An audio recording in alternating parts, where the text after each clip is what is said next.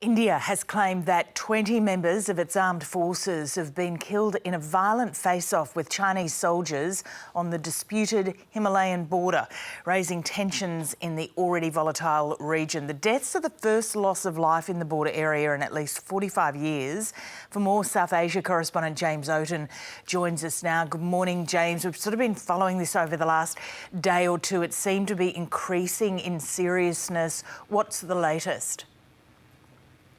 Well, the situation has been increasing in seriousness for a few weeks now, and this recent deadly clash is actually at a moment when the two countries were meant to be de-escalating the situation.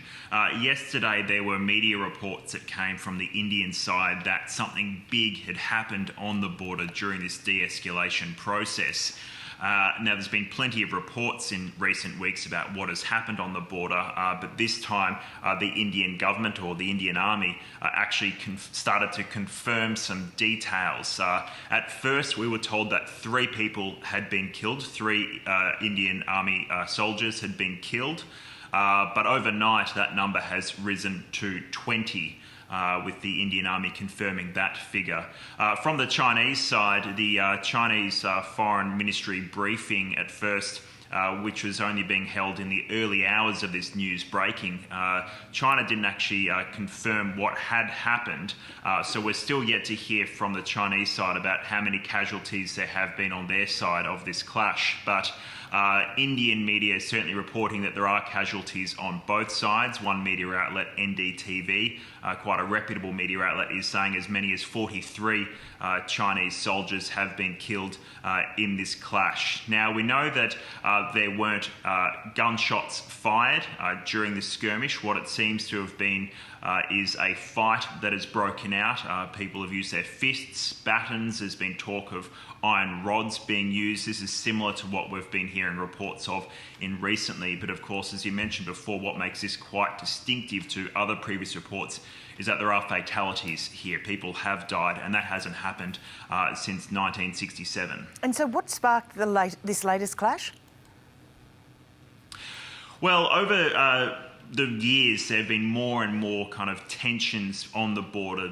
The two countries went to war in 1962, and there is a border there that neither side actually agrees where the line is. And what you've had is soldiers on both sides kind of patrolling up into the point where they think the border should be, and you end up with the two armies meeting, and you have, particularly since the 90s, you had maybe 20 or 30 transgressions a year, as they call them. Now we're well over 200 transgressions every year. So certainly the conflict and the tension has been a lot more. Since May, we've been having reports of these fights that have been breaking out, and Chinese pushing forward, setting up tents closer to the border. Certainly the Indian Army has been responding as well, pushing closer to what they call the line of actual control.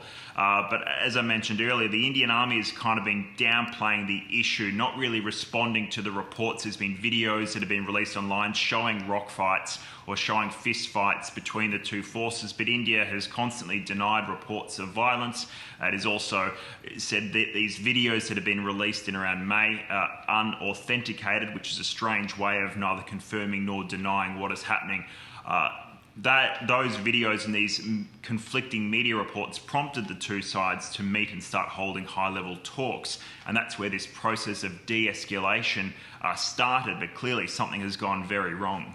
And so over the next couple of days, how do you see it panning out? I mean, how do you take the heat out of the situation right now? Well, that's obviously the biggest question now. Clearly, armed conflict is something that no one here wants. And so there's a lot of heat in this situation. So I'll have to go back to the talks to try and work out what has happened.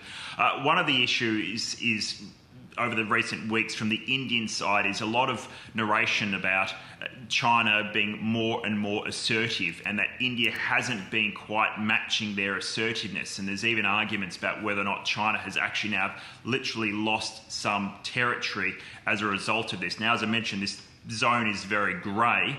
There's no clear line there, but a lot of people are fearing now from the Indian perspective that they have lost some ground and they simply won't be able to get that back.